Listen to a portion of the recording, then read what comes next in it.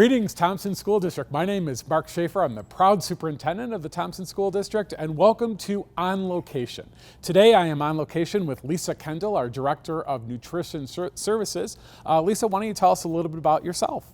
So I'm Lisa Kendall, like he said. I'm the Director of Nutrition Services. I have been in the Thompson School District now for about 18 years. I have been the director of the department for about 8. I've had lots of different experiences here in the Nutrition Services Department and happy to be a part of it. So Lisa, as we think about our food service programs here in the Thompson School District, let's first start with kids. Approximately how many students do we serve each day, and talk a little bit about meal service? So we are doing 12,000 meals per day. So that includes breakfast and lunch. We serve at 31 different campuses. This year so far we've done about 700,000 meals. So we are doing a lot of meals this year. Wow, that is quite a few. And it must take a pretty large workforce to be able to serve so many students. Approximately how many members work in your department in terms of, at our schools, in this warehouse? So it definitely takes everybody on the team to make this happen every day. We have roughly about 100 employees in the department. That includes our warehouse team here, all of the kitchen staff, and then of course the central office staff as well.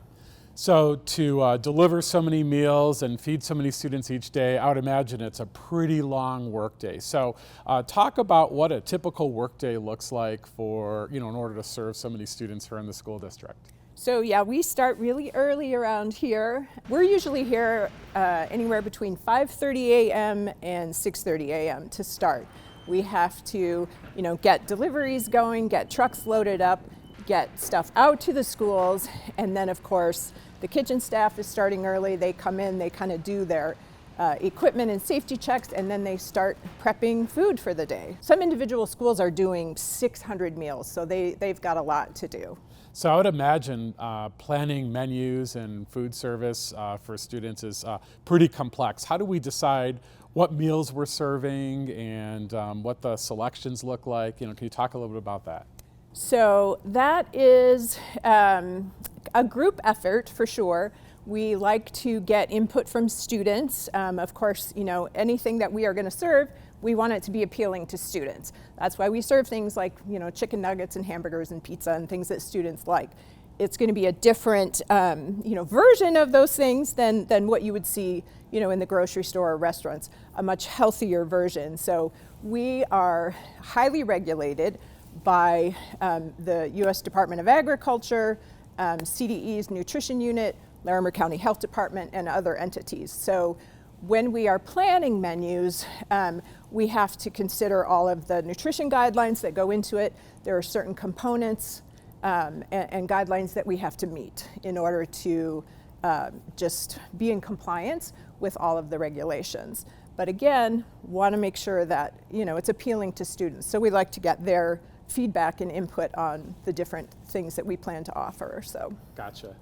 So we are in a big warehouse. It's actually very chilly. And talk about what we see in the warehouse. We have our dry storage from like canned items and dry items, and then of course like disposables. We have some miscellaneous equipment down here sometimes too. This is our new cooler and freezer that passed with the last bond, so we're super excited to get that. Sometimes we are getting, full truckloads of like chicken with our commodity dollars, things like that. And it's just a constant movement of food because we couldn't get everything in here that we would need, for the whole year or something like that. So it's just a constant movement with produce, with bread, with milk, and then our mainline or broadline distributor, U.S. Foods, is constantly bringing stuff too. So. And then approximately how many times a week or month, how often are you getting shipments delivered?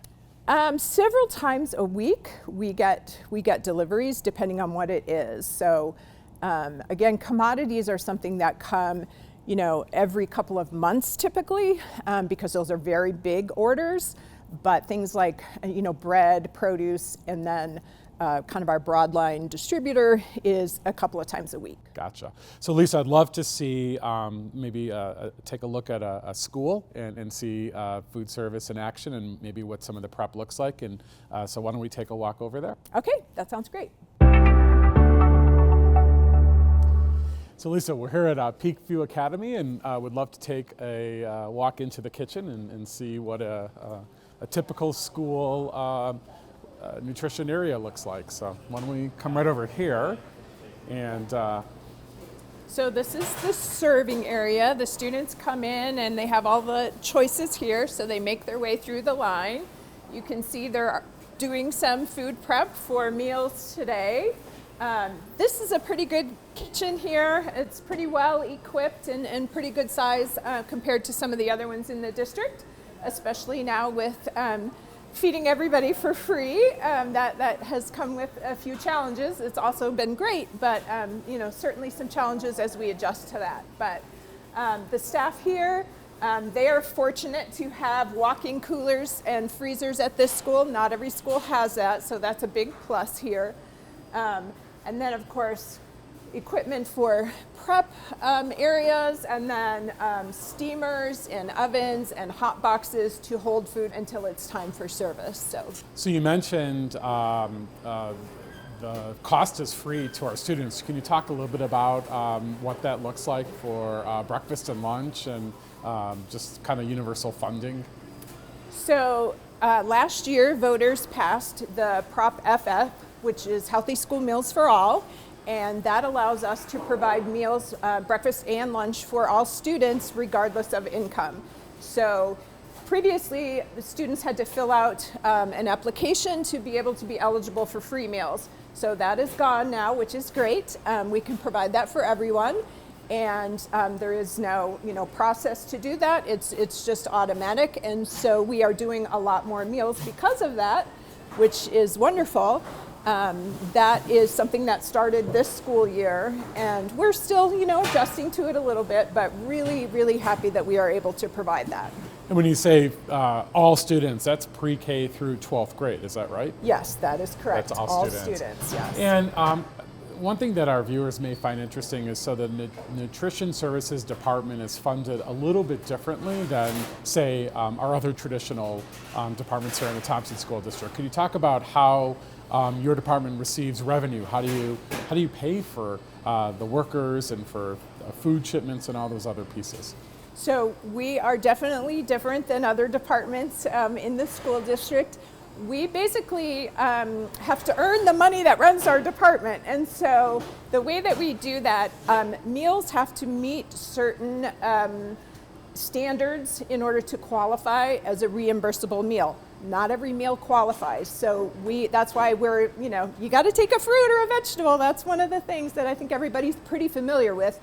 But we are funded through reimbursements from the USDA and through, CDE. It comes through them. But again, that reimbursement pays for our labor and our food and our equipment and a lot of things. So we care very deeply about making sure that we're in compliance so that we can get that funding that supports our program. So Lisa, as we think about the future of, where do we go next here in the Thompson School District with our nutrition services, our food services, what are some future plans? So we, this year, brought on a new position that is a culinary farm to school and sustainability position. We were really, really excited to bring that person on, and she has just hit the ground running, especially in the fall with all the farm to school stuff. We had lots of activities in the district, and it was really awesome. So she's going to be a big help to us in creating new menus for the future, new recipes, doing more scratch cooking. We are looking for a food truck as we speak, so hoping to get that in operation very soon, and some other innovative ways to get food out to students through either food truck, vending machine, just trying to make sure that everybody is, that we can provide food for everyone. That's great. So Lisa, my final question for you as we conclude, anything else you want our viewers to know about our food service programs here at the Thompson School District? So I think, it's just something that we are always working really hard to improve, and we do care very deeply about getting feedback, whether that's, not so positive or positive. That's how we improve, and we are here for the students. We want to make this program about them. And so we need that feedback to continue to be better and make it, what we would like it to be, but what they would like it to be as well. Wonderful. So Lisa, thank you so much for spending some time with me today, and thank you all for viewing our On Location segment. Please join me next time when we visit On Location, another exciting place here in the Thompson School District. Thanks so much.